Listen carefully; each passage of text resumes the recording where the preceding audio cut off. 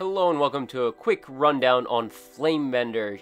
As far as Mythic goes, there technically isn't any new abilities, but there are new things that happen. So first thing you need to think about is Lava Slash. Lava Slash is an ability she uses targeted at a ranged or a healer. I believe it cannot target monks because there's fist weaving, and they don't want people getting killed because someone's fist weaving.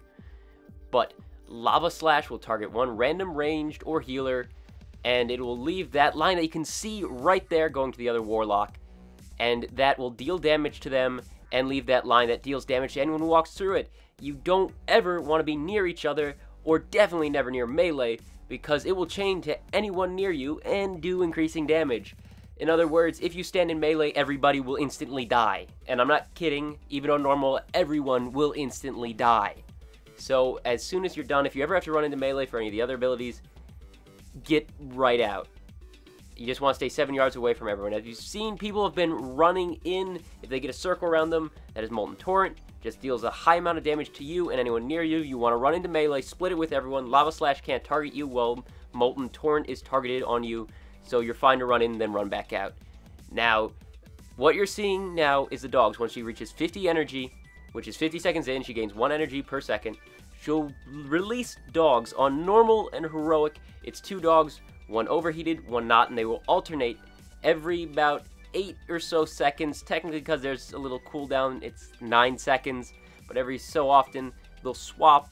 A tank needs to pick up the big one, range need to kite the small one on normal and heroic, and on Mythic, you have to run in, stack up, and cleave them down because there's 4, which is a ridiculous amount of damage required. You cannot single target them down on Mythic, you will run out of time. And the time is 50 seconds, because as soon as she reaches 100 energy, she will use Firestorm. Firestorm deals insane amounts of damage to everyone every 0.5 seconds. You have to run in, use healing cooldowns. On Mythic, you will need 2 healing cooldowns at once to keep everybody up, at least. And personals will really help your healers. Use them as you see fit, but really help your healers. And as soon as that's over, everyone has to get back out because Lava Slash will start again. And you can just Lava Slash out if you want.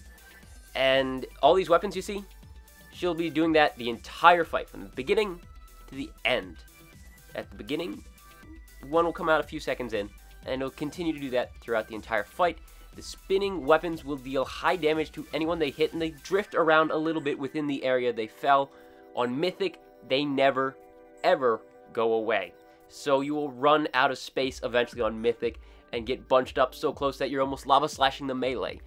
You do have what is effectively a Berserk timer that's not even listed as a Berserk timer, because you will just run out of space. You want to start as far out as you possibly can, then go in. You can see another Molten Torrent there. They get in really quickly. You got about 5 seconds. Get in there, split the raid damage, get out.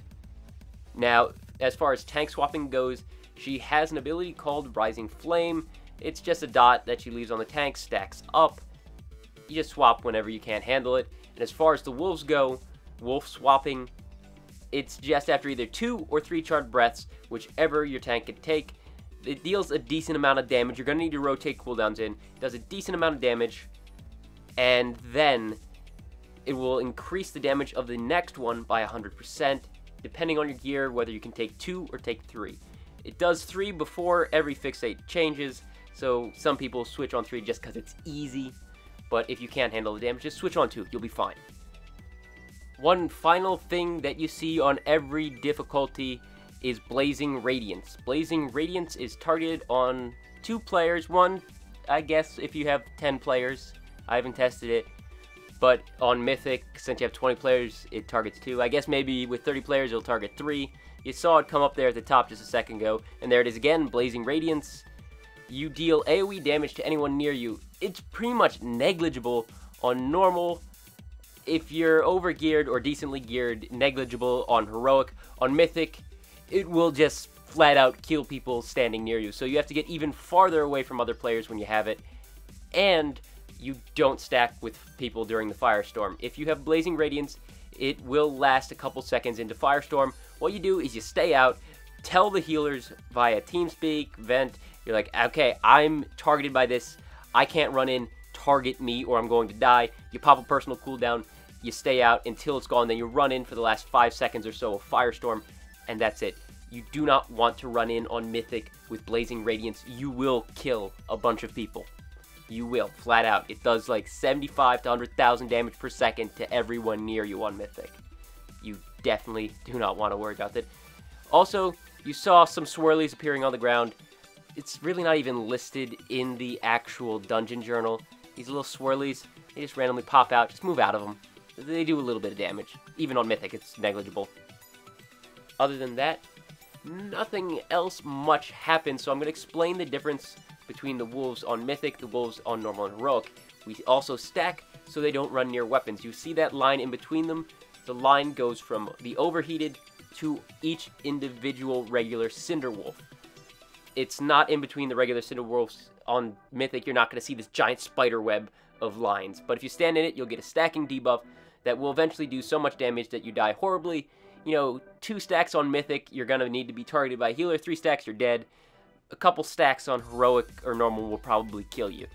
What that does on Mythic also is if it ever touches one of these weapons will go insane and kill everyone. It will start shooting out fire that damages the raid every 0.5 seconds.